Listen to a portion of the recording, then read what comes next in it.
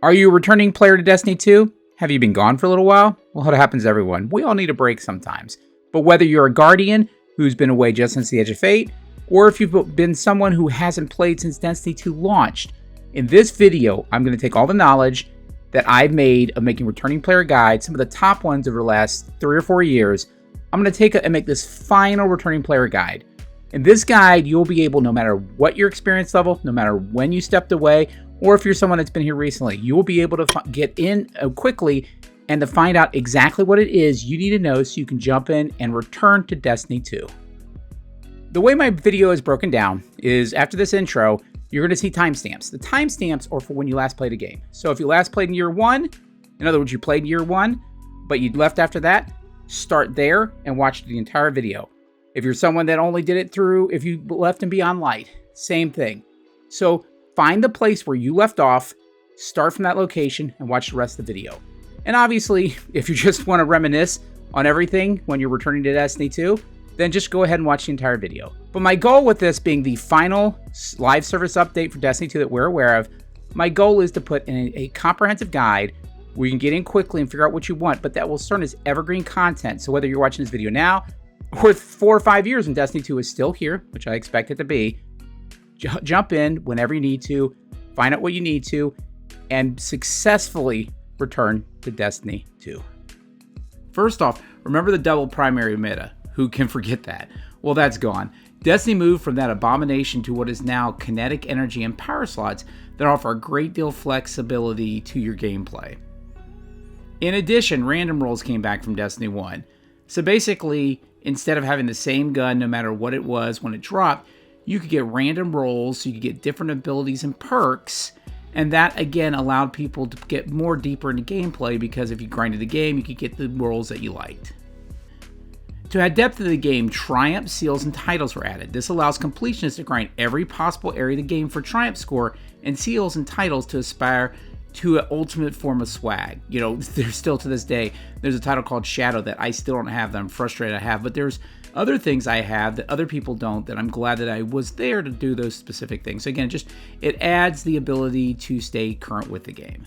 Collections were added as well so that anything that you collected in the game, whether it's an emblem, a ship, a shader, a gun, as long as it's not random rolls, that you could go back and collect them. A lot of times people use this sort of a piggy bank.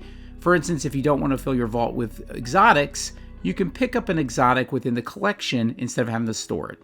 So again, that comes in handy. Gambit was added to the game, which is a PvE PvP combo mode that I personally enjoy a great deal. Not everyone does. You kill enemies, you pick up their motes, you bank the motes, and depending on where you do that, you actually can invade and go to the other side and kill not the enemies, but the actual PvP style combatants, the other guardians who are in the game. Come back, continue to do that, kill the primevals, and then take down the boss. Again, personally, it's a lot of fun, but again, it's subjective. Not everyone particularly cares for this particular mode. Champions were added, and they're not always the most popular thing, and now they're really a core item in the game. You can choose from barrier champions, which have a shield, and you have to stun it once the shield comes up to take them down. Overload champions, which regenerate health and warp around if not stunned. And unstoppables that will bear down on you if they're not stunned. The core to this now is that with champions, you basically have to use particular either mods and guns, perks, abilities, and we'll talk about that a little bit in this further on in this video, but there are different ways to stun champions, and they're pretty much scattered throughout the game now. Now to continue on, if you last played in Forsaken, things have changed quite a bit. Armor 2.0 had rolled out. Armor 2.0 gave you things like to chase like stats, specific energy burns, and abilities that really helped you get deeper into build crafting. Armor 2.0 was introduced, which allowed you to basically take your armor instead of just being something that you collected and get specific rolls on stats, energy burns, and abilities. Now, I won't go into great detail because this system is drastically overhauled with Edge of Fate, and towards the end of this video, when I talk about the Edge of Fate section, I will go into that. But this was the beginning of that evolution. The seasonal artifact was rolled out. This artifact was leveled up through XP grinding and required unlocking lower levels to get to upper level mods. Now, some of that's changed over time, but that's how it was rolled out immediately. These mods could then be applied and used in combat. The mods then went away each season. This provided motivation to continue to grind every season and change the meta so that the game didn't grow stale. The artifact also had mods that allowed for additional champion stunning options, etc. And towards the end of the of the artifact, typically that's where your best mods, your most game-breaking mods were located at. And that's why they're at the end, because it took you a little bit to get there.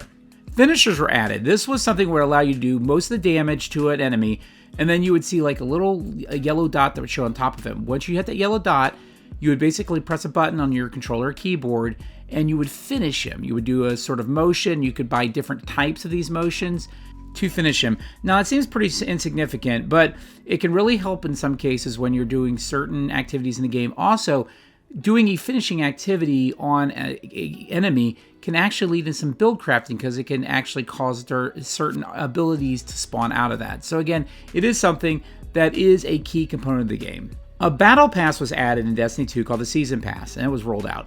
It would allow you to gain special buffs and rewards based on XP gains in the season.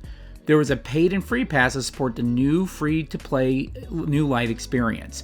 This allowed players to test out Destiny before they buy it, with some content in the game continues to be free, including some raids and dungeons to this day. And again, this is similar to what other games have done with free-to-play functionality. If you last played in Shadowkeep, there are some radical changes after this point in the game. Remember, after Shadowkeep was the first DLC where Destiny was kind of on their own from Activision. A new Darkness subclass called Stasis was rolled out in Beyond Light. This subclass dove deep into crowd control through freezing elements that allow you to control the battlefield, and was really broken in the game for some time in PvP and even PvE. And to this day, there's some pretty powerful builds that you can do with Stasis. With Stasis, the subclass process was simplified and also made deeper, the addition of aspect and fragments. Now, it seems like a conflicting thing. It was simplified in that over time you had a consistent process throughout the game, but it added a lot of other features that would allow you to do deeper build crafting. Aspects are specific to your subclass and allow you to gain deep and wide customization of your builds. These are very specific things, and there are choices you have to make. You can only use so many of these, so depending on the type of build, you have to be very specific. Fragments are opened up across your stasis abilities on all your characters. So again, these are more general things that you can do, but again, even with these are choices because you only have so many of them. These open up gameplay in the campaign. So basically, you play through the campaign. It's like the Scene of the Day. And based on how much you play, you unlock those abilities, which is a blessing and a curse. And some of the DLCs, they got the mix right. And the first DLC of Beyond Light, when they did this, it was a slog trying to get everything unlocked. So again, it's a blessing and a curse, because a lot of times it felt like you were doing fetch quests to gain everything. Lost sectors allowed you to start, if they had a upper tier of them. So basically ones at power level where you were capped, and where your loadouts were capped.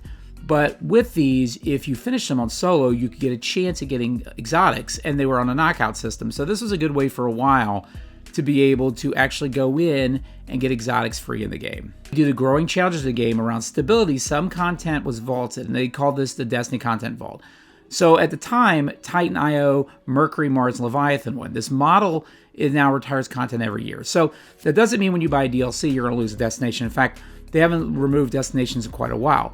What it does typically mean is that the content that you had during the season, the seasonal content, a lot of that's going to go away. But specifically DCV, every season, normally your seasonal content disappears, and every once in a while you'll have a destination disappear, but that doesn't typically happen these days. If you last played in Beyond Light, there were some really impressive changes that happened after this point in the game. Bungie started getting kind of their mojo as far as grinding some new things and kind of radically changing the game. Weapon crafting was rolled out. This allowed you to collect what they called red borders from activities to earn a pattern that you craft in a weapon. So typically, you would get the red borders. You have to get like 4 or 5 of them. Once you got that, you had a pattern. Think about the patterns as similar if you're in Destiny 1. When you used to have patterns for like ships and things like that, there were special missions for that. Think of it similar to that.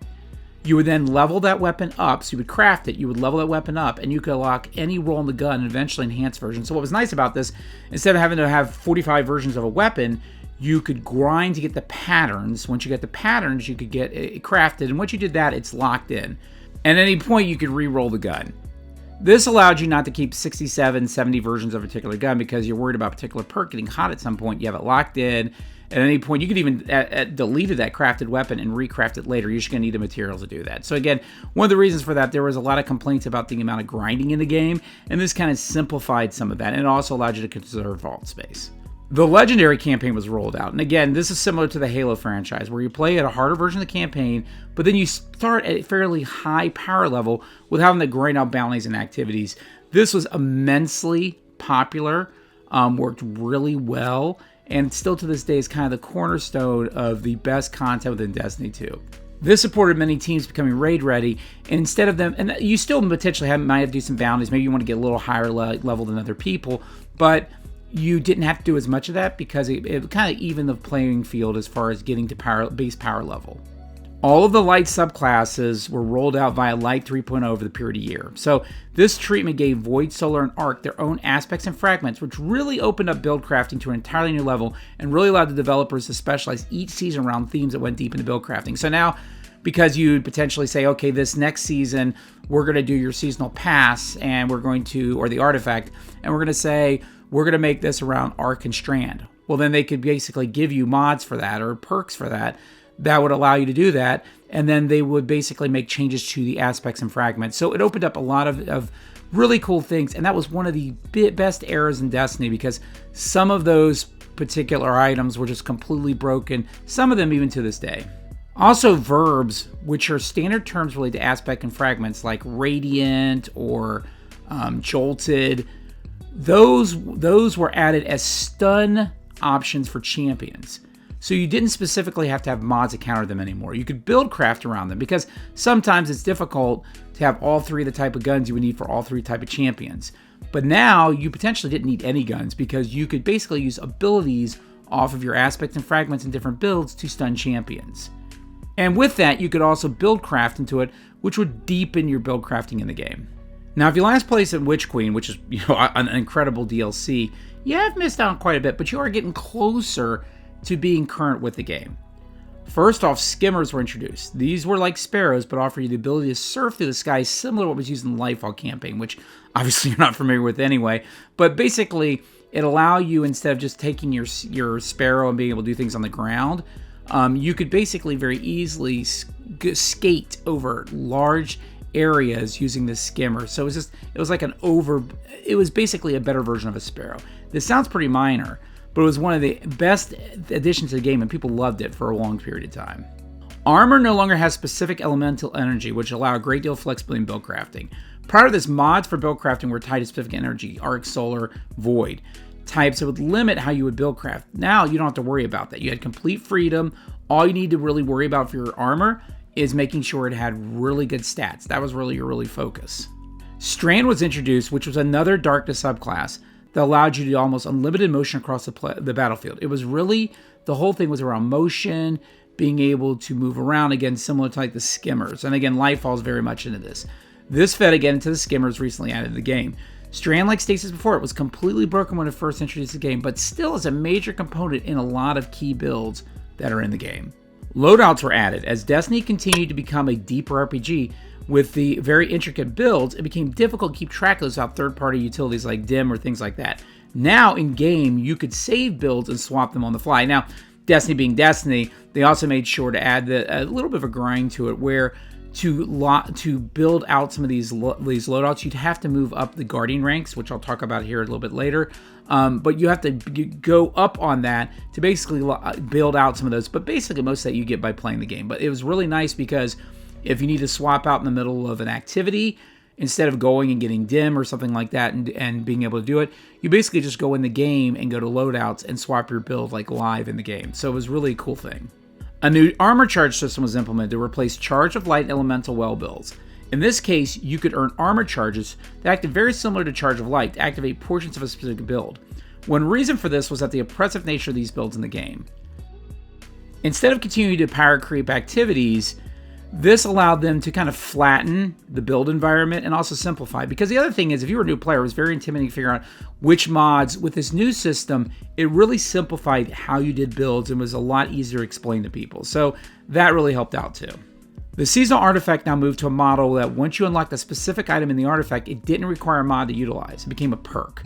This passive perk you could use in the game assuming you met certain requirements. So instead of going in and slotting a mod, you basically, once you unlocked it, it was unlocked on your character and you were good. If you last played in Lightfall, you were almost caught up, but you did miss a few things. With Final Shape, Prismatic rolled out. Now, Prismatic is hard to explain for people who are new to the game because it seems like it's something that they wouldn't do. But again, I think they really, Bungie in some respects was kind of boxed into a corner because they had already done Arc 3.0, Solar. They had done all the aspect and fragment treatments to everything. And it was really difficult for them to do something game-breaking. So they decided to really do something game-breaking. Prismatic is simply the most broken thing in Destiny 2 history. Imagine taking the best of both your dark and light subclasses and then adding the ability to add another super-like ability called Transcendence to decimate the battlefield in a way never before seen in the game. Want to play with a Void Super, an Arc Grenade, and aspects and fragments from dark to subclasses? You can do it now. To say the best builds are built off Prismatic, and Bungie still struggles to balance it to this day. Exotic class items rolled out through the dual Destiny game mode. Exotic class items let you take the best portions of exotics across all characters and utilize them on any character class. This is limited to 2 exotic armor abilities per exotic class items, and they were also toned down a little bit, but include an exotic from a hunter and one from a titan or warlock. And build crafting was brought to an entirely new level because basically you could use the best exotic abilities. Again, not everything was rolled out, just some, across multiple different subclasses and character classes into one exotic class item. So again, totally broken. Fireteam Fighter was implemented and allowed you to LFG in the game itself. It isn't perfect, but it's a big step forward. Select your activity, select your requirements, set whether you want to be on mic or off mic, and whether you need an application. Application means you have to review them, or you just want people to auto-join and get your fire team in the game. So again, this is a really nice way, instead of having to go to Discords or Reddit posts or other places or third-party apps, where you could find people in game. And again, it's not perfect, but it does help out a great deal. Fireteam Power was implemented, which allows you to bring friends who haven't been in the game in a while. And if you're a returning player, this is a really cool thing. So let's say you want to go in a raid. And let's say you have 5 players and they're bringing a friend that hasn't played in a while. But that player hasn't played in like 3 years and their light level is like 300 below yours. Well, it doesn't matter. When you go in the activity, what it's going to do is it's going to take the highest person in the activity and it's going to bring everyone else within 5 power levels of that character. Now, you're still going to be, if you're the player who hasn't been in a while, you're still going to be at a disadvantage because you're probably not going to have great builds and things like that because you haven't been in a while. And you're also going to be 5 levels under, but it's still a great way to bring people back into the game without feeling that they have to grind like 4 DLCs to get to where you are. So this was a really great addition. Allows basically anyone, even if they haven't played very often, to hop in with their friends. Legendary shards were removed from the game, simplifying the game economy and focusing on Glimmer. And the Glimmer cap was raised to 500k. Now, I haven't talked in this video a lot about all the different changes in currencies, but Legendary Shards has been there from the very beginning. And for instance, if you're one of those people who were here when they had the Forges and you did the AFK, the AFK to the Forges, you might have hundreds of thousands of shards still sitting in your character. Well, it doesn't matter, they're gone now. Power is simplified, but instead of trying to gain power in each character, your power is considered account-wide. If you get a drop in your Warlock after playing your Hunter for a bit, those drops will drop at the highest level across all of your players and in your vault. Again, this was about simplifying the power grind for new players and returning players. So again, no more worrying about, hey, I need to grind this character and then I need to swap my weapons over to this character. Don't worry about that anymore. It's now account-wide. Now, if you left with Final Shape and you didn't play Edge of Fate, in this section we'll talk about the Edge of Fate changes. Armor 3.0 is rolling out. This will change how you utilize armor forever. Stats are moving to simplified stats that make sense to new players. Weapons instead of mobility, health instead of resilience, etc. These stats now range from 0 to 200. Each point of the stat affects ability regen. In the past, it was tiers of 10. It's each point at this point. If you gain around 70 with a stat in question, it will function much as it does today. Between 70 and 100, it will act a little bit better. You'll get a little bit more utility out of it. Above 100, it actually starts getting special abilities. So for instance, for the grenade ability, if you go above 100, your grenades actually do more damage. So again, each of these stats have a similar effect. Armor will roll with a spiky primary stat and a secondary stat, simplifying armor grind. Armor sets will roll with affinities, and again, this is at the upper tiers, and we'll talk about tiers in a little bit, where if you have 2 pieces of a specific armor, you'll get a benefit. And if you get 4 pieces, you'll get a greater benefit. Again, this is to allow you to kind of get into the fantasies of certain types of play styles. Now, This isn't popular for everyone because at launch it's going to be limited into which affinity things roll out. But again, I'm assuming Bungie over time is using this so each season they can start building into specific types of, again, to change the meta, because keeping players in the game really is about changing the meta over time. Otherwise it gets stale. Now with that, we talked about gear tiers, and gear tiers are coming. Gear now drops from level 1 to level 5. Your best armor today would be around, again, your best armor would be around a tier 3 in the new system based on stats. Tier 4 and 5 have higher stats than can be achieved today and additional abilities to add mods. Now, this also applies to weapons, not just to armor. So for weapons, as you progress, basically, if you think about the crafting system today, or if you're not familiar with that, basically you can get additional mods, you can get enhanced version of mods, and then you can get multi-rows of mods. As you go up to tiers 4 and 5, that's the effects you'll get. You'll get mods, you'll get enhanced mods on your guns, and then you may get up to 3 rows of mods you can select for. So again, your best weapons today are probably not your exotics, but your legendaries are probably like a tier 3, right? But as with the new content rolling out, you'll be able to eventually retire some of those weapons and go to tier 4 and tier 5 weapons that are very similar. Power is no longer tied to XP. XP continues to affect the reward pass and vendor rep, but power is no longer something you have to grind XP specifically to gain. With that, the power grind has been ridiculously simplified. You're going back to level 10, so if you're new and coming back, you're like, I gotta redo everything. Nope, everyone's level 10. Doesn't matter if they've been playing the game for 10 years or you've been playing it for a minute. You'll get level 10 gear. If you play the game, any portion of the game, you'll eventually tap out with a soft cap with 200. For those familiar with the game, that's the typical thing in Destiny. That's just playing the average game, not doing high-end content. Eventually, you cap out at 200. And again, for most players, that's fine. Because if you're not getting the higher end content, you don't need anything higher than that. Any regular content you play in the game will get you to this, again, through increasing power and gear. So each gear piece you have, it's going to drop with increasing power levels. To get past that level, you'll need to use a more streamlined approach, and that's where the portal rolls out. That's going to simplify everything, especially for you folks that are returning to the game and have been in a while. It's going to be a lot simpler and a lot more determinative on how you get the higher level power. The portal is a system in Destiny 2 that allows you to grind for gear in a deterministic fashion. Through a variety of modes, you will be basically able to modify the difficulty to determine what you get. So you can use Banes, you can use reduction in power, you can ask challenges, you can do pluses and minuses to basically eventually figure out exactly what type of gear. And you'll see that you can say, hey, I want to get this next pair of gear, I want to get to this power level in that piece of gear. You can keep tweaking that until you get the right level gear that you're looking for. The other thing that's nice is, let's say you're looking for, because this always happens to everyone, you need this last piece of a helmet or boots or something like that to get to the next power level. There are going to be daily rewards that will actually allow you to say, hey, I want to get this specific one. Let me do this activity with these modifiers. I'll be able to get this specific type of gear, which is really cool and really help you to very easily be able to get to the next level. So again, I feel like the portal is kind of a contract with the player, determine exactly what type of content they want to play and what rewards they're going to get, which is really going to be great, especially for players who are not familiar with Destiny 2 systems. Solo Ops is an activity class within the portal, which allows you basically to play activities with just yourself, right? So maybe you need to get something quick in for 15 minutes, you don't have time to play with your friends, you can, or maybe you're just someone who likes to play solo in general. You'll be able to go in using the same modifiers and things that are within the portal system and be able to get specific type of gear and rewards, again, as a solo player. So this is a really cool way of doing things, and there's always been the request to be able to play strikes and things like that as a solo player without having to modify your system. This is an easy way to do this. So again, this will allow for you part-time guardians especially, who just want to get some quick things in, to be able to do that without having to match with other players. Fireteam's Ops is a system within the portal that allows you, as you can tell, to be able to do activities with a fire team. Typically 3 players is what you're typically going to find. It's going to go to basically a lot of legacy content and current content within the game that you're basically going to put modifiers and things just like what you would typically do with the portal, and then you get deterministic rewards out of that.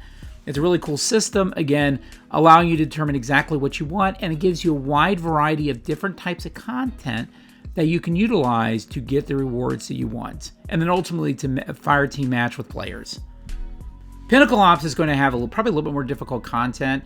At launch of Edge of Fate, and more things will be coming over time, this is really going to replace the exotic mission rotator. So you'll be doing exotic missions with fire teams, with matchmaking, to get similar type of rewards. Again, over time, this system will expand. And again, it'll allow you to get some upper tier gear. But the beginning of Edge of Fate, it's primarily going to be launching with exotic missions. But again, it's similar to other modes within the portal. There's a Crucible Ops mode within the portal. And what this allows is that for years, you were able, as a PvP or Crucible player, to be able to level up your characters. And it's gotten more difficult now, especially if changes happened in the last few years in Destiny 2.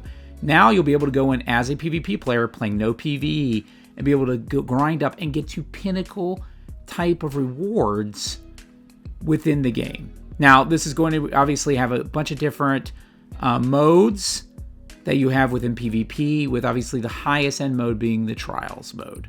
So again, this will allow you, where you haven't been able to in a while, to be able to actually grind up as a Crucible player and get to that gear that you want. So now we're going to catch you up with what is going to be the final version of Destiny, the June 9th update, and a little bit about Renegades. I'm not going to do a separate section about Renegades because honestly there wasn't much to it. So first off, for Renegades, the biggest change is that they introduced lightsabers, which were pretty cool. They also brought Berserkers in, which are basically large AT-ATs that they're going to put into different modes in the game. That's basically it for Renegades. Not much else changed. One of the biggest changes coming in June 9th is that the Director is going to replace the Portal as your primary experience. So while the Portal is something I think that brought a lot of value to the game, it was probably not implemented in the right way, and taking the Director away kind of took away kind of the magic of Destiny. So the Director will be the primary focus of the game going forward, including adding the destinations that were added in Renegades. The portal activities will be moved to the bottom, so there'll be icons where you can go into basically like a portal-like screen. This will actually include now a new Gambit Ops that will be added in, and also the Dungeon Ops will be moving away for an area where you can quickly get into raids and dungeons with your friends. Speaking of the portal is going to be simplified. Now, while the portal, I think, was a good addition, it was a little complex and required a math degree to figure out exactly what you want to play. Instead, they're going to go back almost like what they had in the past with tiering, like for strikes and things like that. They're going to have normal to ultimate, and those will give you some default modifiers to get to the gear that you want. So normal is going to be like tier 1, that's a C. Advanced is going to be tier 2, that's a B. Expert is A, that's a tier 3. Master is A+, that's a tier 4. And GM is S, that's a tier 5. Now, they left Ultimate in and S+. There's no tier 6. They're just leaving it in if you really want to, hey, if you want to show people off that you can do Ultimate, then feel free to do it. But that's kind of what's going to be changing within the portal. Now, within the portal, you can also tweak. So let's say, for instance, you know, you're at Master and you want to go to GM, but maybe you don't want all the things that GM gives you. You can remove and tweak some things so you can get to GM level to tier 5 to S tier without necessarily doing exactly the default modifiers that the game has picked. One of the other exciting changes that are going to be coming with the June 9 update is what's called distortions. So we're going to give life back to the playable planet areas that you've played in the past, but those patrol zones have become a little boring. So basically everything pre-Edge of Fate, every destination, is going to get distortions. And these distortions will look like kind of a disturbance in the sky, and they will have more powerful enemies that you have to fight. So this could give you a little bit of challenge. You may have to group up to do these. Again, we haven't seen them yet, so we're not sure. The distortions will rotate every hour, but those distortions, again, on all pre-Final Shape locations, are also going to give you new weapons. They're basically opening up the vault and releasing a lot of weapons back into the wild. These rewards scale up from tier 1 all the way up to tier 5. With your tier 5, basically, your tier 4, first off, your tier 3 is your base. Your tier 4 is off heroic public events. If you don't know how to make public events heroic, check out the video on my channel on that. But then, and they give you a chance at tier 5. If you do the distortion, it's a guaranteed tier 5. So that's where it's going to feel like with those rotations, you're probably going to see people group up, and it's going to be kind of cool to get into the played spaces and actually play with people again, which is really nice. The Whirlpool now drops tiered loot, again, on all pre-Edge of Fate locations, and they have new perks. So again, you're just going to have a lot of guns to chase in general. Crucible is also changing quite a bit. You're going to be able to get grade A tier 5 drops from that, but also there's new loot pools. So they're divided into Crucible Ops Competitive, Trials, Iron Banner, Gambit technically, and SRL. All of those activities will drop separate loot for each activity. So in other words, Gambit is going to have different armor and weapons than Trials, than Crucible Ops, which is really cool, and a lot of it's going to be new. Some of it's going to be reprised stuff, but a lot of it's going to be new. So that's going to be really cool for those people who are really into Crucible.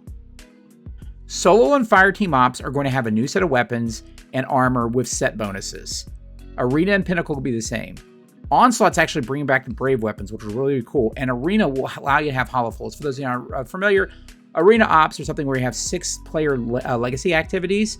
But again, those things will actually allow you to get hollow foils, which is good. And it's a new hollow foil than what you've been able to do in the past.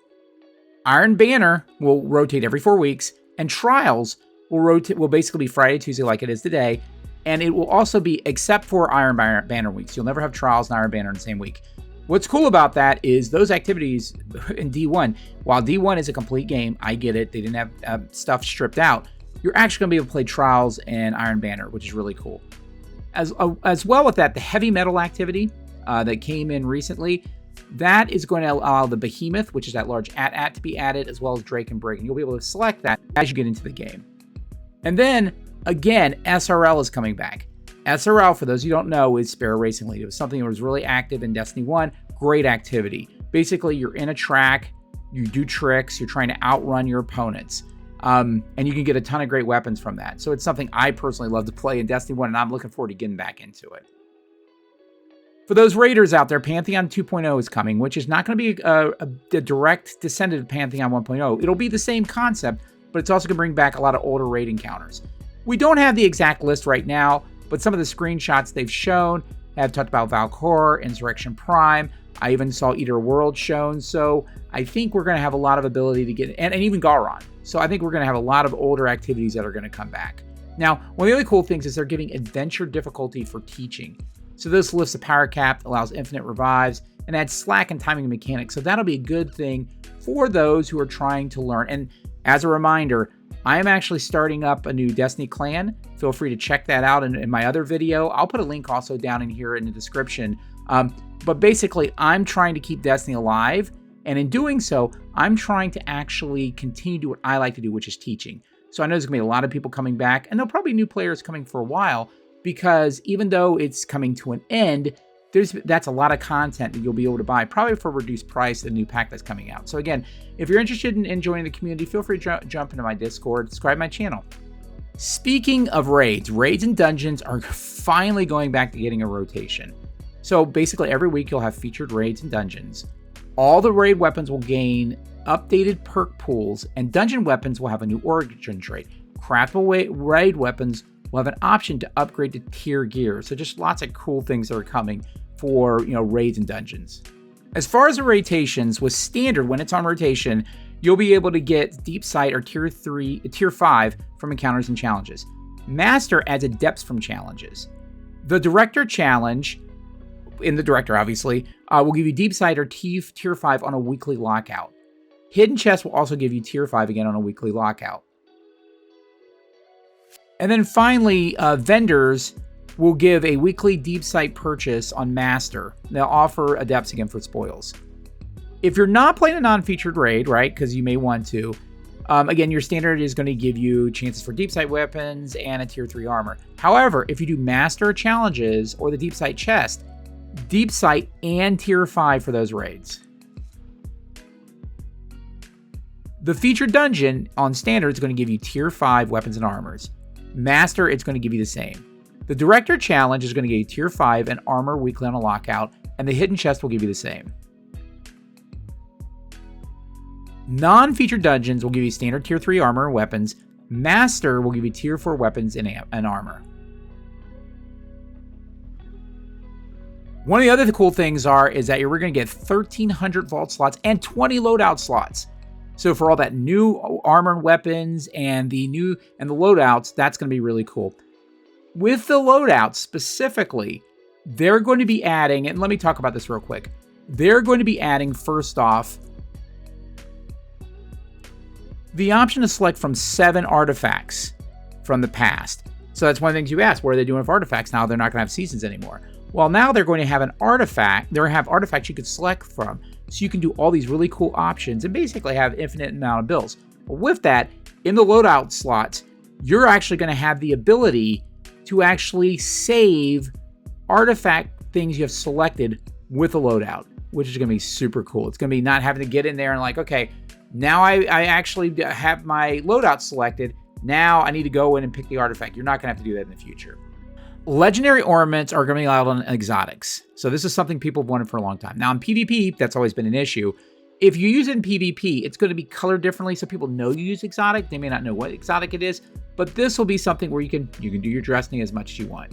They're also adding a Destiny announcements tab to the game. And one thing that's cool about this is, you know, in Destiny, you log in and there's like a million pop-ups. Well, this takes care of that. Because instead of having those pop-ups, there'll be announcements, and they keep them for about 30 days before they get rid of them. So, you know, maybe you've taken vacation, you want to see what the announcement were. There's an easy way to go in that about having your senses assaulted with 40 pop-ups, especially for those people who decide to go and buy the game and never played it, because you know that's going to work in the game.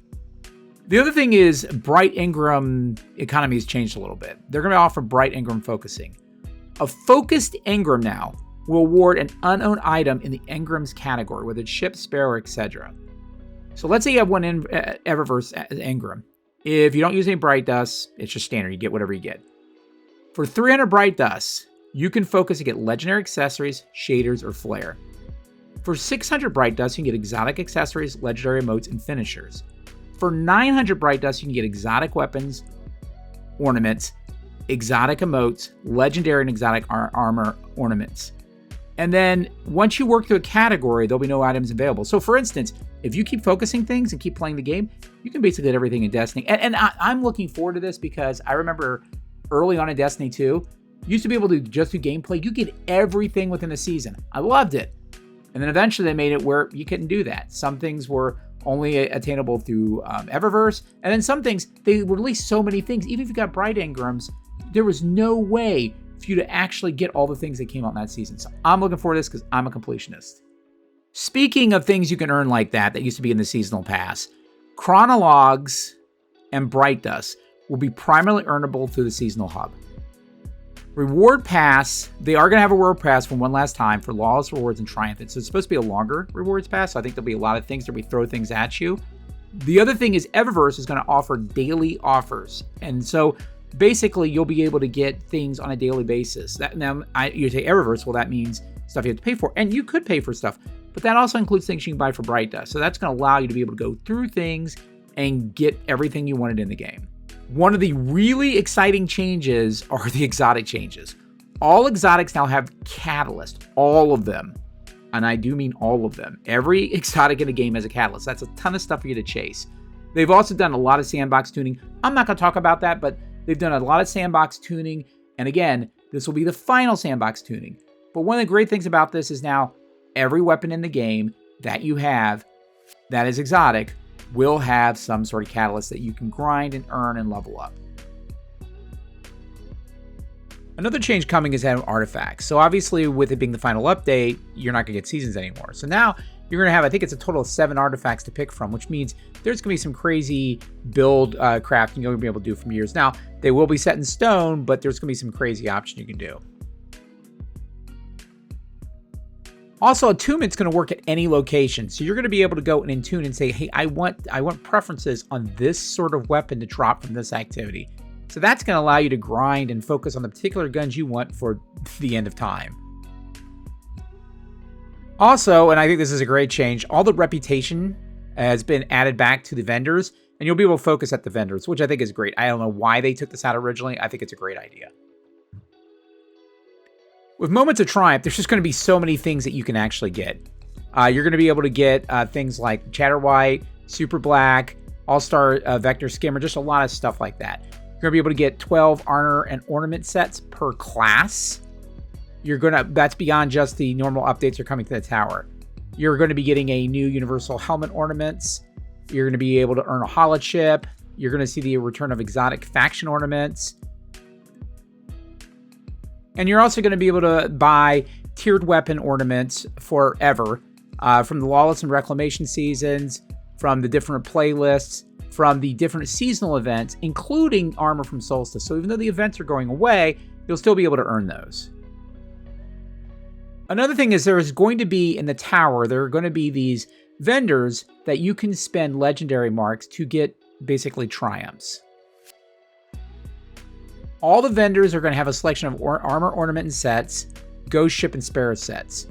The Tenet of Bravery is going to have a skimmer, universal helmet ornament, engrams, general engrams, just all sorts of really cool things you can get from Tenet of Bravery. From the Tenet of Devotion, you're going to get a selection of SRL cosmetics, the Griffin, an all-star vector skimmer, and general emotes. From the Tenet of Sacrifice, you're going to be able to get the Super Black Shader, Universal Helmet Moment, the Holo Chip, and Finishers, Ghosts, and Ships. And then from the Tenet of Death, you're going to be able to get another ornament, again, some exotic armor ornaments, a selection of Raid and Dungeon rated cosmetics, Chatter White, and again, general shaders and transmit effects. And that's the video, guys. You know, a little bit of bittersweet for me. I've made new and returning player guys since, I think, 2021. I've made them for about 5 years. They're some of the most viewed videos on my channel, and I've enjoyed making them. I'm looking at this as an opportunity to leave something for the legacy of Destiny, something that, let's say you're a kid and they put it on sale at some point, just like Destiny 1, and you could go in and buy it, and you're like, maybe I played this once with my brother, but I don't know all the things that have changed. Well, now you can, forever. And that's something I appreciate. So if you guys have enjoyed my videos over the years, especially my new and returning players, share this, like and subscribe, share it out to your friends. Let's get a lot of traction on this, because I would like this to be the video that everyone remembers for the rest of Destiny, however life it has. That this is the place where you go and you introduce people who are coming back to the game, introduce them to how it works. That's the video. Feel free to like the video, subscribe to my channel, jump my Discord, and I'll see you Guardians in the tower.